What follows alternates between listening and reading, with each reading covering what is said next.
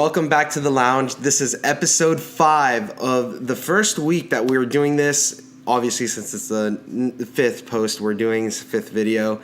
Today is Friday, May 4th, and this is Friday's favorites, where we're going to talk about our favorite cigar of the week. We're going to try it with you guys, and we're going to tell you, we're going to analyze the construction, the taste, the sight, the smell of the cigar as a whole, and then we're going to give you a rating. And the rating's going to be kind of harsh. I'm going to try not to be as harsh as I normally am. Actually, you know what? I'm going to go full harsh. Okay, so this is the bestseller by Arturo Fuente, one of my favorites. Great consistency out of all the Arturo Fuentes I've smoked probably in the past 6 months. It's been, the only one that I can say has been consistent construction and flavor-wise, through these months. And so we're going to give it a straight cut like we always do. Again, we don't want to have any differences in the taste when we're doing different cuts. And you know how I rant about different cuts giving different experiences. So I went ahead and I gave it a straight cut. Now, the 3 ways that we're going to be tasting and analyzing and criticizing these cigars are going to be through what I like to bring in from wine tasting, which is sight, then smell, and then taste / and then construction. I'm adding construction to the end. Obviously, you can't add construction to wine because it's a liquid, but this one cigars are handmade, so we're gonna give it a rating on the construction as well. I'm gonna go ahead and smell it, see what notes I can pick up just from the scent. So definitely, not in a bad way, but like dirt, like wet dirt after maybe like rain. Obviously it smells like tobacco. That's like when people try whiskey and they say it smells like alcohol. Obviously it smells like this is obviously a cigar. Obviously gonna have hints of tobacco as well.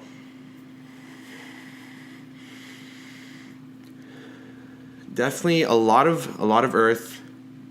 Very I get like green out of it, like something green, maybe like a bush. So maybe I'm smelling like a swamp, maybe. Cliffside, bottom of a mountain, valley. Scent, very good. Now, I'm a little sick while I'm recording this, so I might not get the full effect of what the scent is supposed to be, but I think I'm picking up on most of them. So yeah, moist, wet dirt, like forest, foggy, valley, maybe at the forest at the bottom next to a river. Yeah, I'm smelling like river banks here. Overall, great scent. So now we're gonna go into sight was the first one. I completely skipped sight. So sight, you see like a light caramel color, maybe like barky. It's nice and shiny, so it's nice and oily. Some shade looks like very like oak trunk type, but then another one looks just like a palm tree. So I could see like a mix between like a palm tree and an oak tree here. Not too sure what other colors to describe it in. Go ahead and look at it. It's like a nice caramel color. Overall, really pretty design. Scent was great. Now we're going to go on to taste. And this one's already our favorite of the week. Again, because I've been smoking it for a while and I know that the consistency is good, so I wanted to, do a good one. Also, Fuente Friday for you hashtaggers out there. It's Fuente Friday today, so, you could go ahead and smoke a bestseller or any of the... who's calling? This is why I hate recording here, because I can never... It's my dad. Let's see what he has to say. Hello? Oye. Dime. Oye, you're live right now, so what do you want to tell the audience? I want the audience to cancel the interview right now. Why? I'm just kidding. Oye. Yeah. Papi, necesito que ahorita, okay? Okay, I'll call you back later. Bye. Quick little interruption by the man, the myth, the legend, Juan Cobas. Obviously our ruler, as I like to call him, our warden of this prison that we live in. No, I'm just kidding. But where was I? So, great sight, great smell. Now we're going to go on to taste. again, we already picked this one. I'm sorry, he just got me so off track. Of course he had to call. He called my cell phone. I was trying to ignore him. Now he went ahead and he called the shop. So, he's gonna find a way to get here.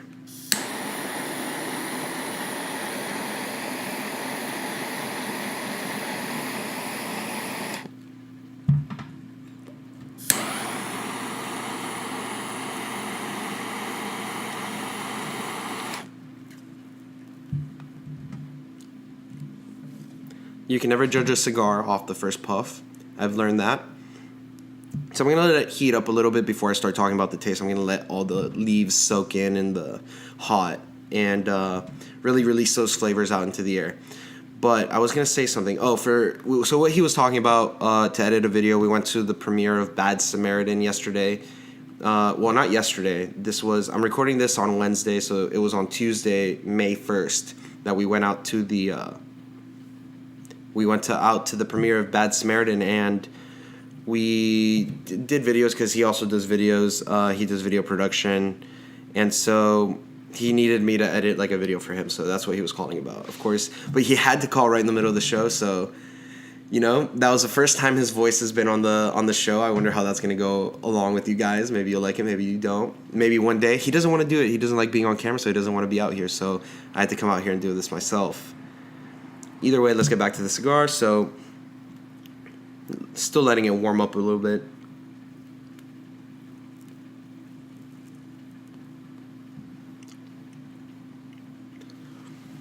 I'm getting like light. And not in terms of like strength, but like color that comes to me. Getting very light wood. So maybe like a cedar. Definitely what I'm getting from this.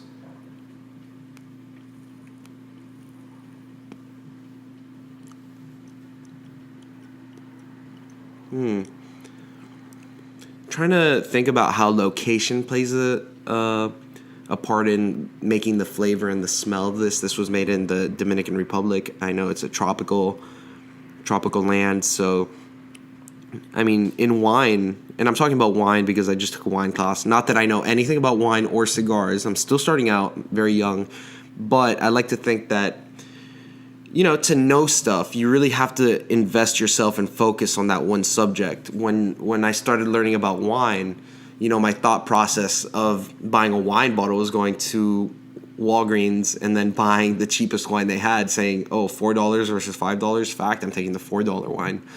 But now I go to after taking the wine, after 1 week of taking the wine class, I went to buy a bottle of wine and I saw champagne from the what's it called, Sonoma region, or the Sonoma Valley in California. And I was like, champagne, ha ha ha, you don't know what champagne is. Champagne's from France. So I kind of, either way, to really grasp the entirety of something, you really have to invest yourself in it. So I'm still very young, very new to the cigar realm, whatever you want to call it. And so still playing into it, and I'm trying to dissect everything about it. And that's why I talk about wine, because I just took the wine class. And in wine, the grapes and the vines get a lot of flavor from the soil that they're in and the place that they're at. Like a wine from Germany, the northern part of Germany, is going to be nice and acidic.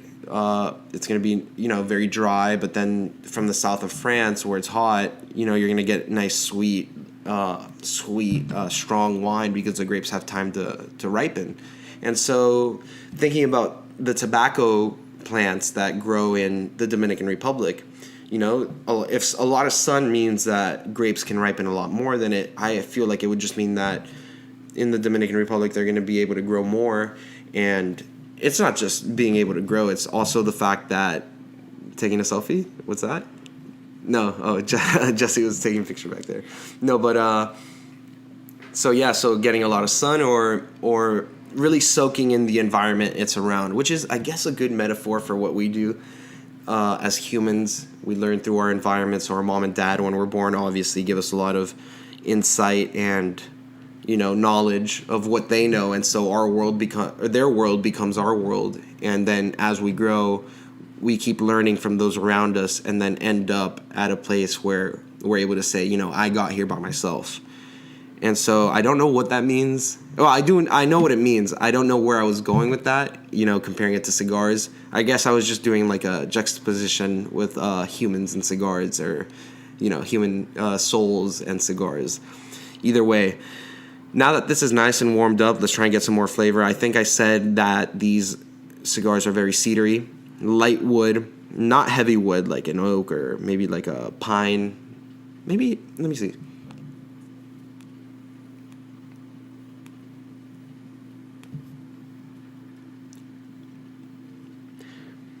I get some hints of pine. So the sight was not the sight, the smell. Well, the sight, palm trees, maybe palm trees is what I'm tasting. Like coconut, not coconut, like the shavings or the milk or the soft part inside. I don't know what it's called, but you're definitely getting hints of something tropical in here. I'm trying to pinpoint what it is. Pines grow in Florida. And so pine, that's what I was thinking, but now I thought palm tree. So I think I'm getting some more palm tree in this.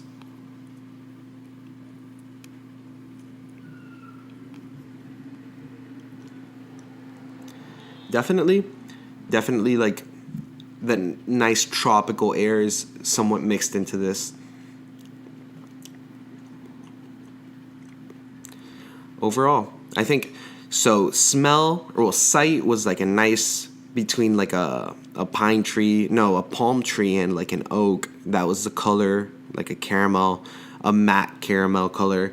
Then smell was like bushes and like a riverbank, something like that. Let me see it. Well, now I'm just smelling the smoke, but yeah, it was like a wet, earthy smell. So it was like maybe by the riverbanks at the bottom of a valley. A lot of shadows, definitely. And then taste was an awesome combination of like wood that you would typically think is found in cigars, like oak. But then I also taste, and this is all subjective. We're all going to have different, palates, and we're going to come up with different conclusions. But for me, I really taste like maybe pine tree, palm tree, like a skinny trunk of some tree. Definitely. I don't know which one. It's one of the two. It's one of those two, though. And then cedar. Cedar, definitely, by far. And obviously tobacco, because, again, it's a cigar, so like wine is going to taste like grapes, or whiskey is going to taste like alcohol. Of course, we're going to taste some cigar and smell some cigar or tobacco in a cigar, either way.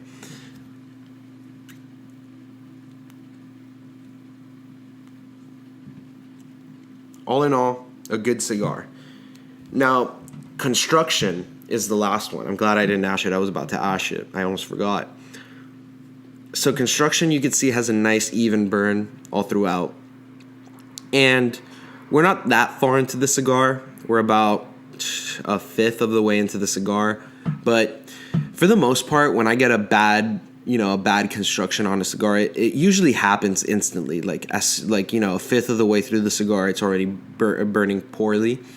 And this one is not. It's pretty even. Now, obviously, it's not perfect, but it probably just needs some time. We got some customers coming in, and it's absolutely okay because we love our customers, and they're welcome to join us in this podcast if they want to. Hey, how are you guys? Yeah, so as you guys know, we film right inside the store. So sometimes we're going to have a little interruption. Sometimes we won't, but, this time we did. I don't really care. I love our customers, so anytime they walk in, of course I'm going to be happy. But, yeah, either way, what I was saying about the construction. So, it's pretty even. You can see this right here. We're not a lot of the way through the cigar, but as I was saying earlier, that every time I have a bad cigar, it usually shows itself right away. It's not like it hides itself until it's like halfway through. So all in all, construction is pretty good. I guess it's time to just rate the cigar because, we went through all the steps. We went through sight, smell, taste, construction. And so, it's going to sound a little mean.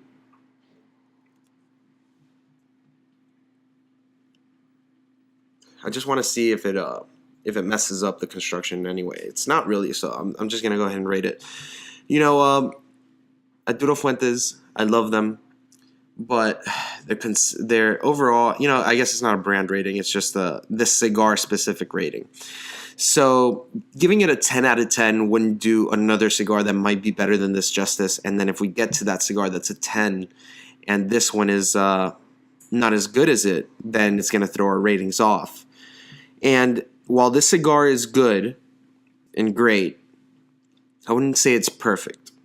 And I wouldn't say it's perfect. I wouldn't say it's, oh man, it kind of is, and it's hard because this is the first episode. You know what? This is like a 9. Maybe, no, 8.5. 8.5 final answer. And 8.5 definitely. And 8.5 is good because the Oliva G and the Tennessee Fire whiskey that we tried the other day, that pairing was an 8.5. And I think this one is a fair comparison to that combination. Now, obviously, Oliva G by itself and the Tennessee Fireball or Tennessee Fire by themselves are going to have their own separate ratings, but combined, they give a rating of an 8.5. And so this one right here, I think is a solid at level with that pairing. And so I'll give it an 8.5. Who knows? Maybe I'll revisit it in a later Friday's favorites when, I feel like it's time to bring it back and do a rejudgment. Maybe I come up with a new way of judging and analyzing their construction and body and build. And so this one is definitely an 8.5. I'll give it an 8.5, and that's good. That's good. That's passing in school. You come home with a 70. It's not the same as coming back with an 85. But then again, coming back with an 89 and then coming back. So 8.5, 8.5 star rating. It's an 8.5 anywhere that you want to smoke this cigar, on the patio, on the golf range, anywhere. It's a great cigar to carry in your cigar caddy or your little cigar box that you take with you places. All in all, a great cigar.